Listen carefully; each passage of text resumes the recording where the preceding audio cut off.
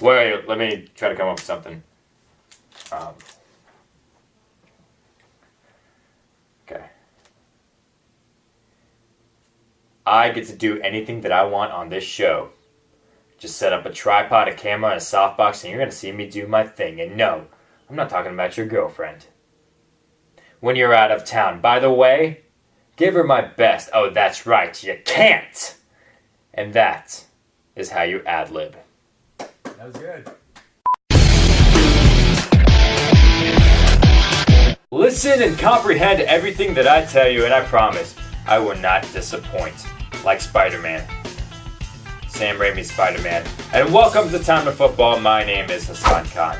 Before we get started, just a reminder that we are going pink for the entire month of October to support the fight against breast cancer. You can find out more information in the link in the description. What we learned from week 5 of NFL football was that a man can throw for 500 yards and 5 touchdowns and still have haters. Tennessee gave Kansas City a run for their money. Are the Dolphins losing their touch? David Garrard just pulled Brett Favre.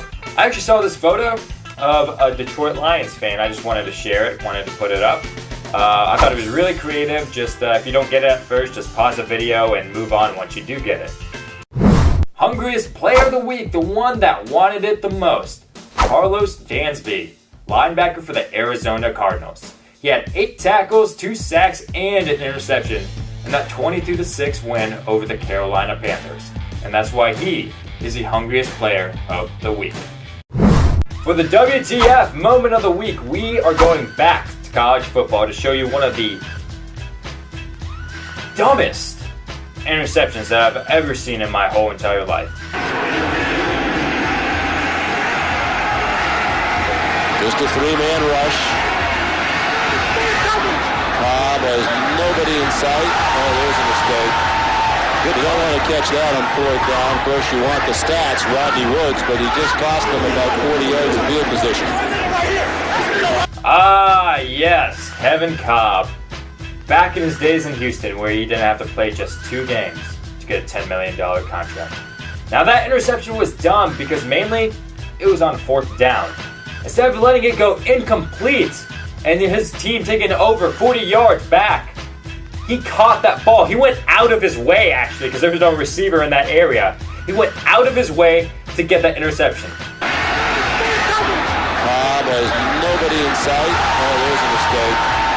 You don't want to catch that on 4th down. Of course, you want the... I love how he's celebrating after that play. I bet when the cameras cut to commercial, the coaches were just yelling at him on the sidelines.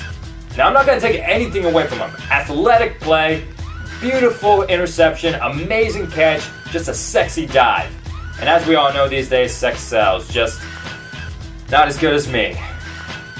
But dude, WTF. Top 3 games of the week kick off when the Giants face the Bears. Now, I'm one of those people that said they can't really go 0-4. Okay, well, they can't really go 0-5. But can they really go 0-6? I mean, it's not the coach's fault. Tom Coughlin, great coach. He's watching his players and thinking, what the heck is going on out there? His players are really talented, but they're not performing. And the Bears are looking to rebound. This is going to be a tough challenge for the Giants, because the Bears are desperate after losing 2 straight games. Indianapolis versus San Diego on Monday Night Football. Whoa! Andrew Luck versus Phillip Rivers. An up-and-coming prodigy versus a skilled veteran.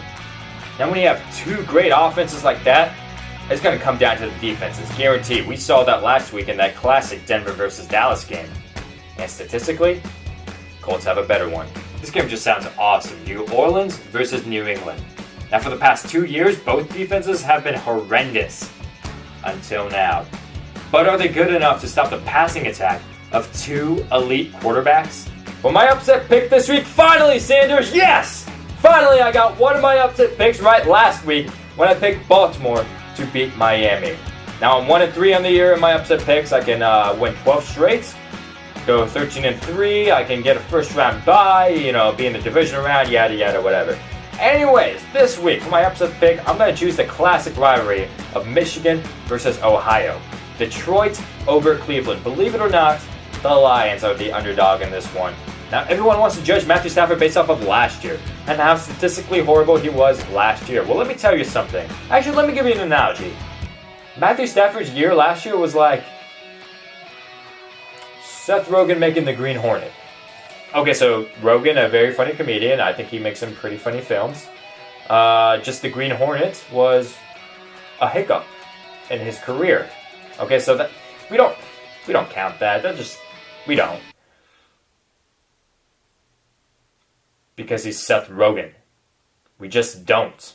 On this week's Wrath of Khan, we're going to discuss the controversy surrounding the Washington Redskins team name. Now, some Native Americans feel that term is offensive.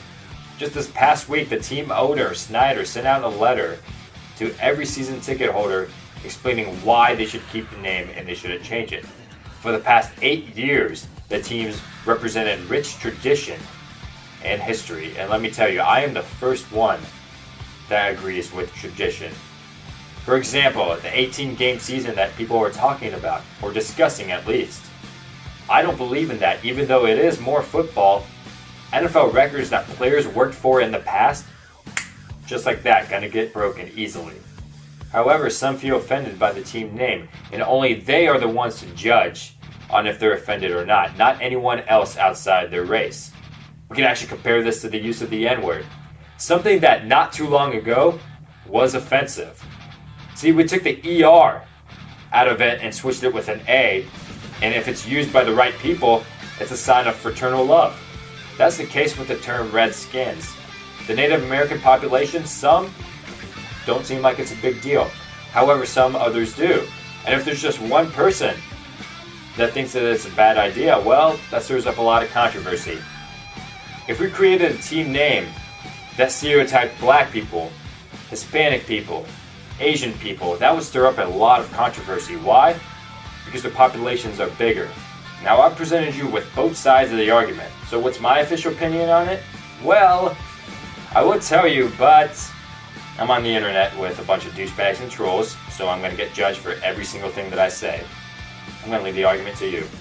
Think about it. What do you think?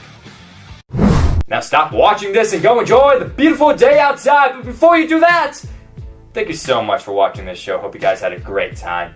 Don't forget to like this video, leave a comment, subscribe to this channel. Don't forget to follow me on Twitter at @It'sHassanKhan. Use the hashtag T2F. Thank you so much, Cindy Cowart, for subscribing to me and sharing one of my videos. Lindsay, I have no idea if you're subscribed and you just like to me and you don't watch my videos, but if you do, holler back at me. And remember, this is the place to go for your NFL news, content, entertainment, and your wonders of feature football pleasure. I'm here to deliver 10 times better than a fat guy sitting in front of his webcam like a portly young man. I have ambitions of being an NFL broadcaster and /or analyst, telling you too can pursue your passions if you just stay hungry.